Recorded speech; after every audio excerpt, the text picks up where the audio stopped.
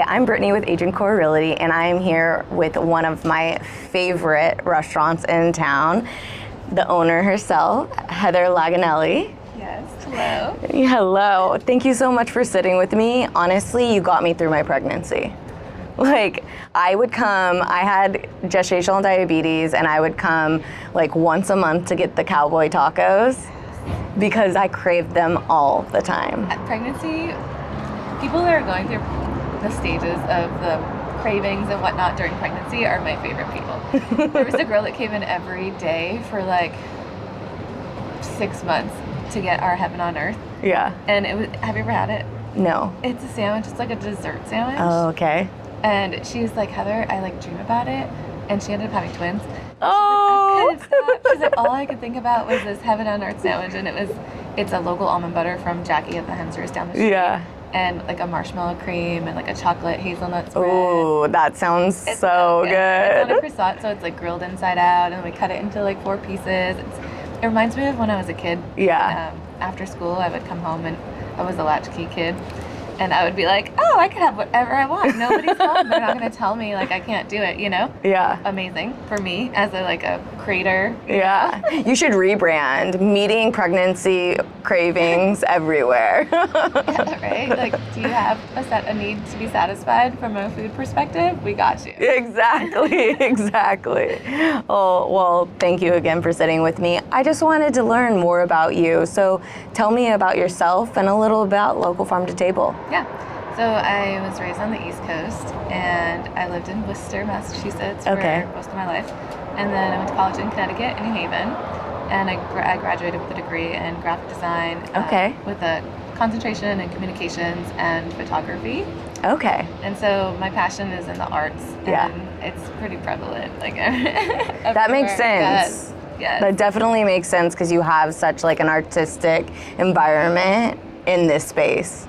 And I love that. I was art history major in school with or advertising minor, so. That's right up my alley. Yeah. Yeah. And I feel like every day there's for me, I look for the ways to be creative every day. And with the restaurant, it's just a great platform to be able to showcase my creativities and other creativities and within the community. So I feel like that's what it's about. Like trying to figure out ways to connect with local people that are doing great creative things. Yeah. With patrons that are looking for good food. Yeah. And I mean, art is so prevalent in food. It is an art. It is.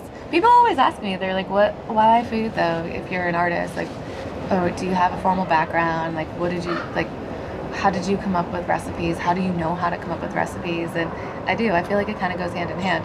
If you can think, it's like when you get dressed. Yeah. So for me, when I get dressed in the morning, I'm like, okay, what do I want to wear? And then sometimes if I can't find that, I'll be like, okay, like close my eyes, kind of like in my mind's eye, I would think of what I would want to put together. And whatever I see first, and then maybe that will like spawn off to something else. But often I could literally just dress myself without even like thinking, without even seeing anything. Oh, that's amazing. I love that. Yeah, I'm a very visual person too. Like I have to see a space and then I could decorate it in my head. Yes, and not a lot of people can do that. Yeah. Yeah, so I feel like that about food. When I get hungry specifically, I'm like, okay, kind of like the chopped concept. Okay, yeah. Right? So in my kitchen, I'll think of, well, I have this, I have that. The other day, I made a quesadilla with this jam I got for my birthday. My friends got me like this pack of like 6 different kinds of local jams that I made. And I was like, I could put that jam in a quesadilla and it would be so different. It was really good. It was like an apple cinnamon spice. And I did like a Gruyere with bacon. Yes. I wish I had this mind because food is my passion, but I don't have a foodie mind. I'm like, you could feed me. I'm like, who wants to feed me? Like, but I don't do it well for myself. That's unfortunate. Yeah. You probably would be better than you think if you just tried it. Yeah, just explored. Yeah, I think that's where it started to come from.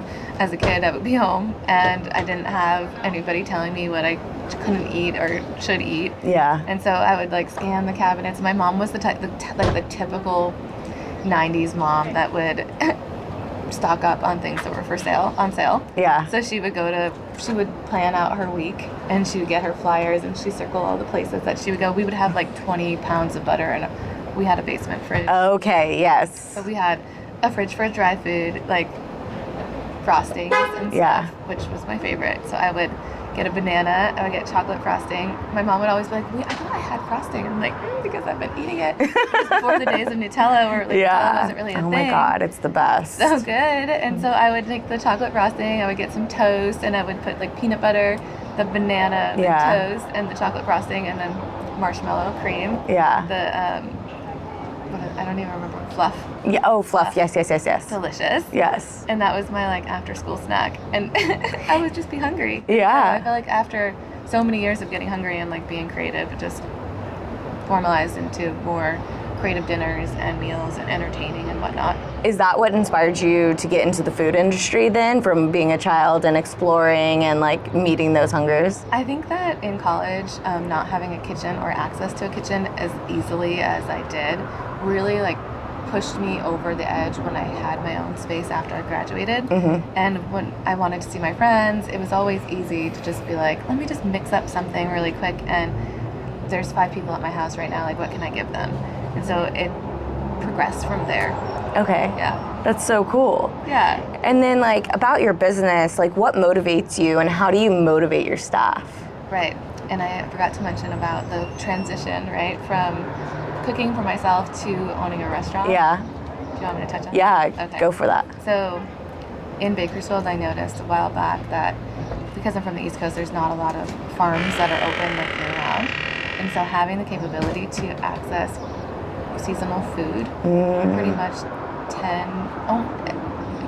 pretty much year round here. Yeah. There's like a little lull, and most people will do like greenhouse farming, or there's other alternatives, or there's other ways. Yeah. So Bakersfield is pretty unique in that regard.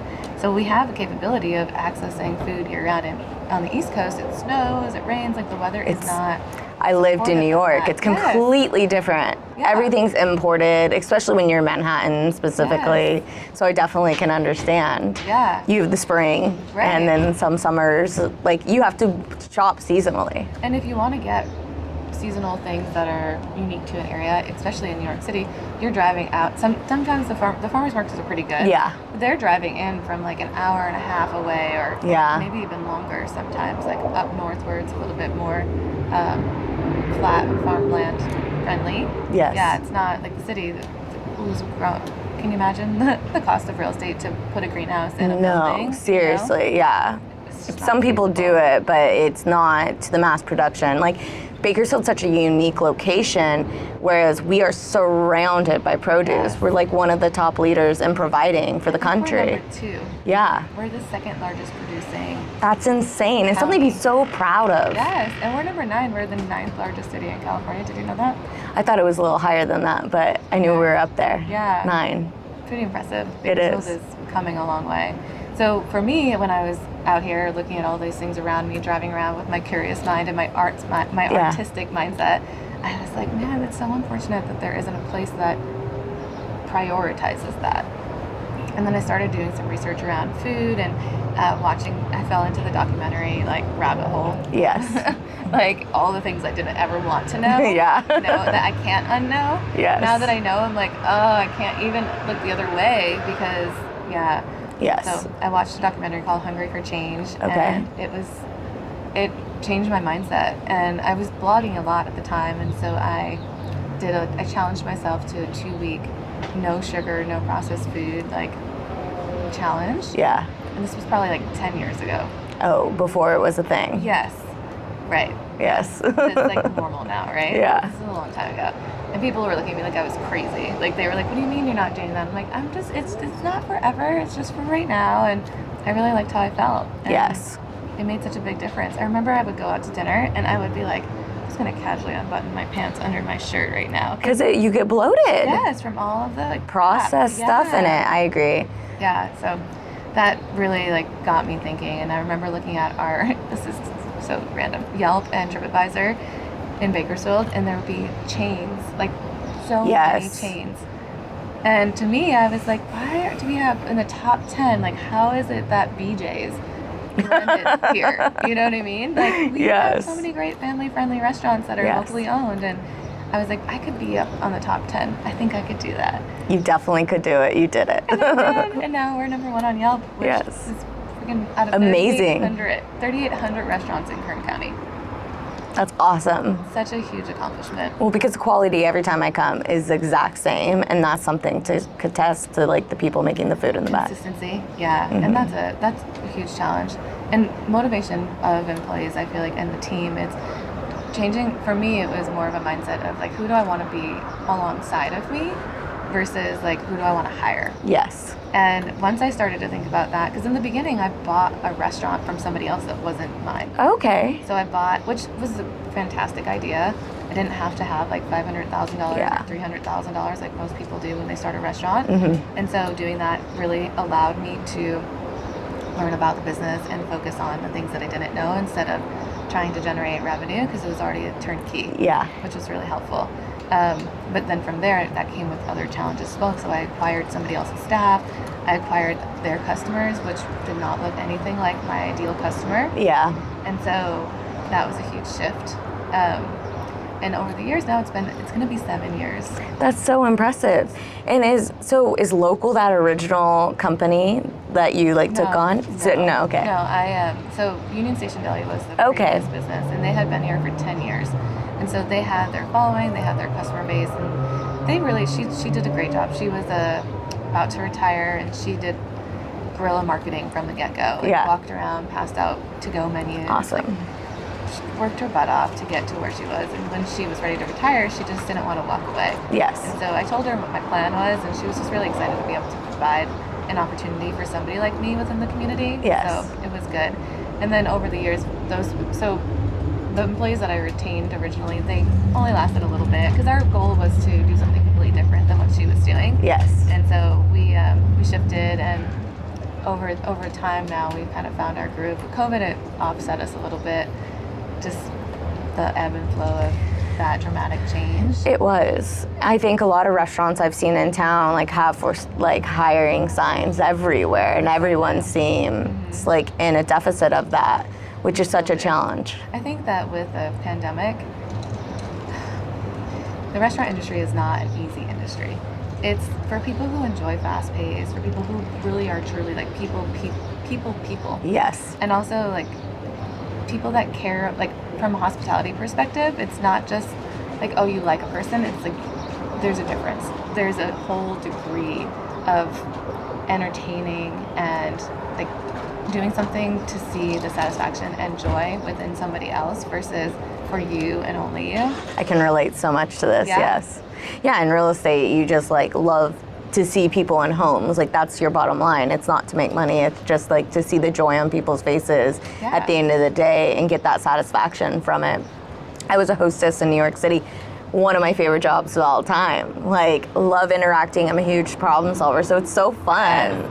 For people that are problem solvers, it's perfect. And I think what the pandemic did, what I noticed it did, for the people that weren't necessarily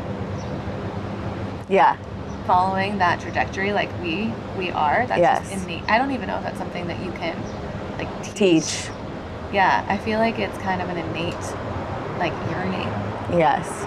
Yeah, based maybe on your childhood or your upbringing, your environment. Or just DNA. Or DNA. Yeah.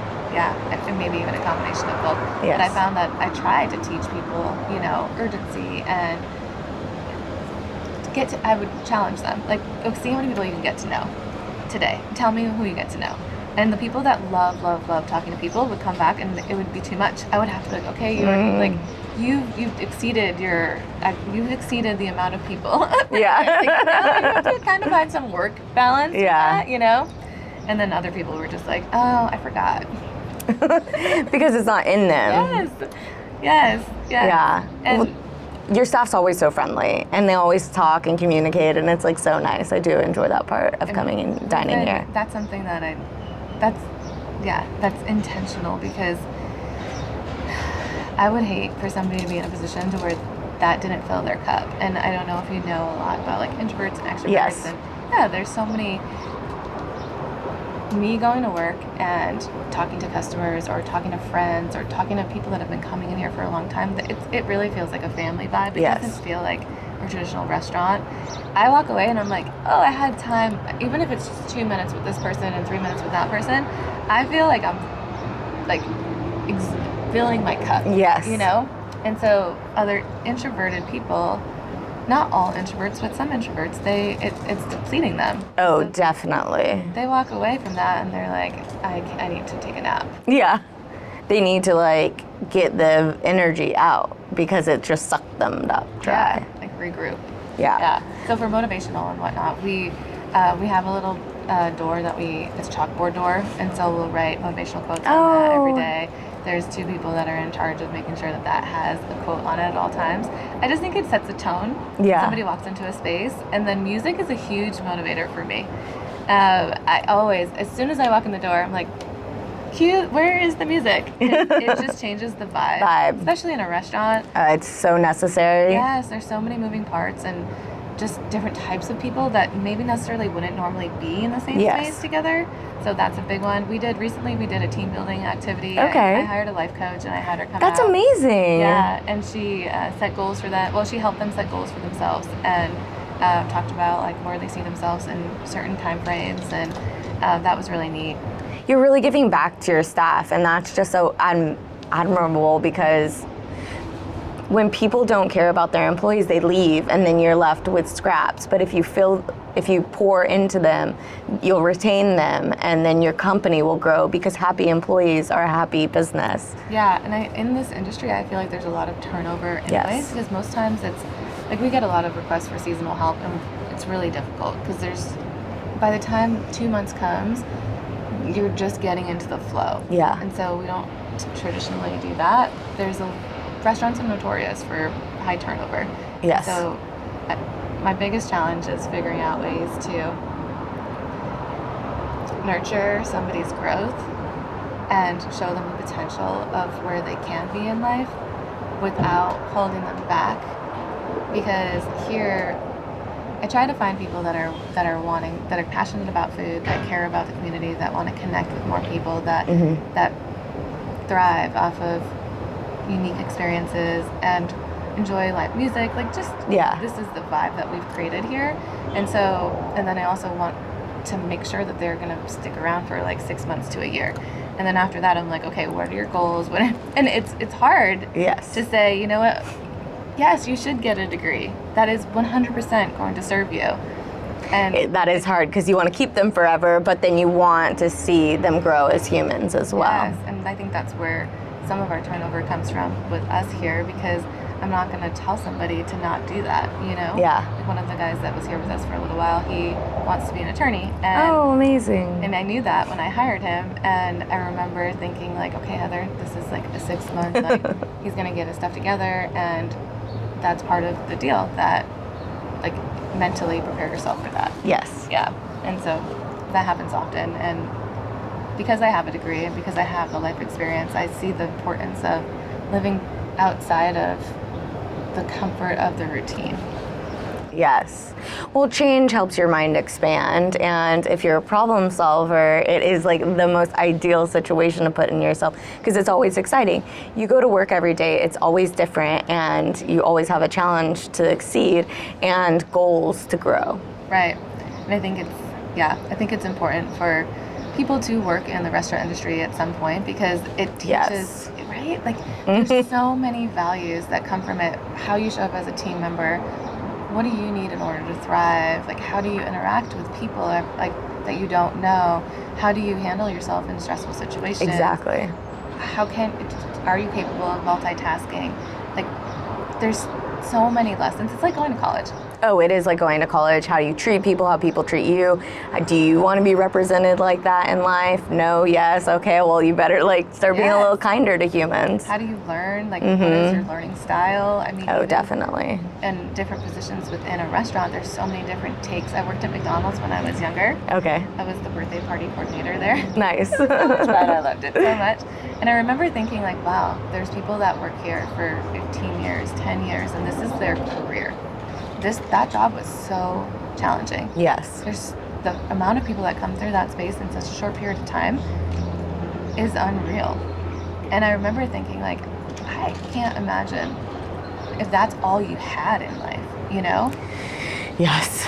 Well, because then you're just living in comfort and complacency almost. And some people made it, like my managers there, they were some of the best managers I've ever had. They taught me so much. I got a work permit when I was 14. And and that's Okay. when I was working there. It was one Okay. of my first jobs, and I remember feeling like, wow, like there were times when it would get so busy that I would want to just get stuff done. I would be like, okay, we're getting 10 fries here, this there, and I'm gonna drive through and I'm doing my thing. And my manager came over and he was like, Heather, I need you to take a deep breath. And I was like, okay. And he was like, you are really efficient. However, your energy is so high Yes. that if you could just take it down a couple of notches, it would serve everybody. And I didn't even realize I was doing it. So Oh, he had the insight, definitely. and that was a life lesson. That was something that I've carried with me for years. I have high energy. I understand that tweak. Not everyone does. And you're like, oh, okay, I'll calm down. And I'm from the East Coast, so they're like already Yeah. like get stuff done, like do it right now. Yeah. And so here everyone's all Chill. gonna go for a walk, and I'm like, me too. Deep breath. Pause in between your sentence, Heather. Yes. I feel that. Living in New York, I was like, oh my God, so that energy level is here, and here it's here, and you're like, okay, slow down time. But it's Yeah. like healthier to slow down a little bit. It's good. It The is. South is a little too slow for me. Have you Okay, visited? yes. Yes. I want to be like, can you just please finish your sentence? Yeah. Like, I don't even know what you're trying to say, but you've just taken like a minute to say 3 words. I understand. Yes, that's so good. That's so awesome. And then I did want to ask you, where do you see your company being in 12 months from now? Yes. So I'm hoping, well, there's 2 things that are really exciting. One, there's a neighbor coming in next door. Okay. We signed a lease with them. So 3 months ago, I signed a lease with for the space over here. The name of his business is La Siesta Okay. Española, and that means the Spanish nap. Okay. And he's from Spain, Mm-hmm. and he's lived in Bakersfield for 5 years now. Wonderful. And he has started a drink, like a artisan curated cocktail program at Zama. Okay. And then he also did the same at Foxtail. Oh, I love Foxtail and Salma cocktails are so fun. Good. And then before that, he worked for 1800 as the bartender. Okay. He has Their a- cocktails are so good too. He has a formal training, and he makes his own vodka. He makes his Oh. own spirits. He has a formal background in training within the. I don't know what it's called. He's coming in next door. He got the plans approved from the city, and so it's just going to be a matter of a couple of months before they start building out that space. So is it going to be a bar, a cocktail space, or like a training center where people can go do cocktails? What is that going to So be? he's going to do a Spanish tapas and wine bar. That is so exciting. I'm so thrilled with everything, all the like growth in Bakersfield. Yes, and I feel like, so for us in this space, it's going to change our dynamic a little bit. Yeah. He'll be open at night and on the weekends, and so it will really activate this corner.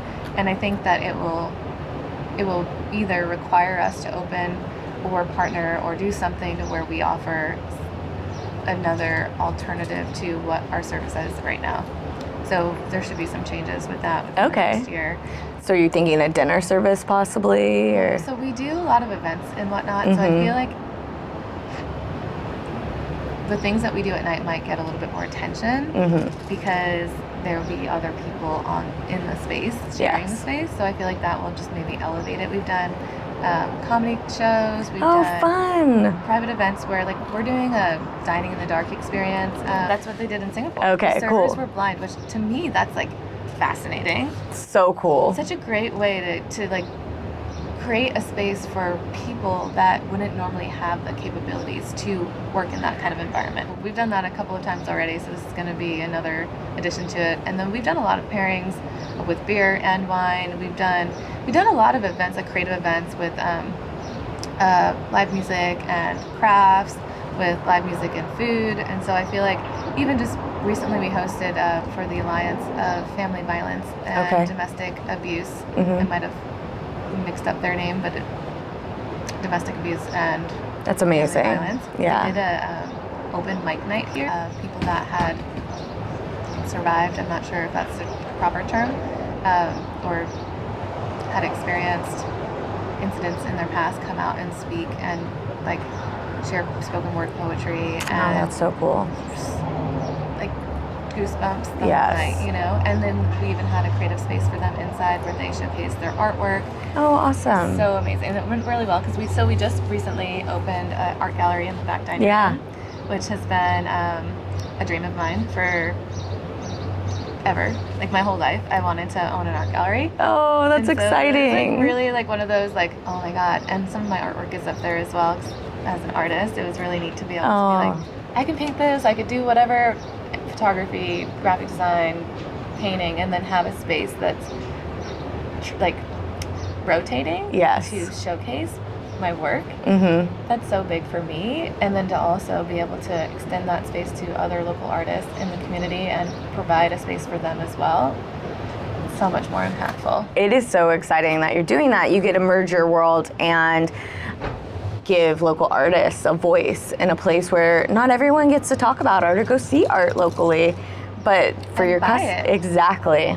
That's Yes. so wonderful. To be able to come and buy local art from a living artist, that in itself is huge. Huge. Huge. And then it gets to bring culture into the homes of Bakersfield as well. Yes. And I feel like art is that binder. That's why it's so important to me. When I look at what brings people together, food and art, culture, food and art are the things that come to mind off the top of my head. Yeah. In Bakersfield, I've noticed it is expanding on that. There's galleries downtown. You've opened yours. Like, And we have our rotating art space. Have you checked out that over here? So oh, there's another one? Yeah, so on the other side, about 4 years ago now. So April has been 4 years, which is crazy. So I decided to create a rotating mural alley space. Well, that kind of goes into my next thing. How would you like to see Bakersfield change over the 5 years? You're very active in that change. It sounds like being part of the Hub, the Innovation Lab, doing a lot of art-driven things. What kind of drives your motivation, or would you like to see Bakersfield grow? First moved out here, I noticed there was a lot of movement, but I felt like it's grown so much since I've lived here. I don't know if you can see that. Yes. For the last 10 years, I feel like Bakersfield has really taken some leaps towards change. And so I'm hoping that our food scene, that would be one of my biggest hopes for Bakersfield, that our food scene could rival that of a larger city. And I feel like it's possible. It's just a matter of people taking a chance. And there's a lot of great places in town that do push the envelope. And my hope with Locale is to inspire others to do the same. That's awesome, and I hope this too, because I am the biggest foodie and I would love to just have endless amount of local restaurants. I didn't go to a chain restaurant in 5 years of living in New York City. Not once, because why would you? I do this every time I travel. I have a rule. I don't go to any chains. Kind of hopeful about the way that Bakersfield is coming along, and I'm really hopeful that people will start getting on board with creating new experiences. I love that. I mean, you're doing it, you're inspiring other people to do it, and I would love to see this change too. So let's hope if you're out there and want to start a restaurant, go for it. This is your call. Yes. Oh, thank you so much for sitting. This has been amazing. You're an inspiring leader in the community. This is clear. And thank you for coming and zhuzhing up Bakersfield for us. Yes. Okay. Absolutely.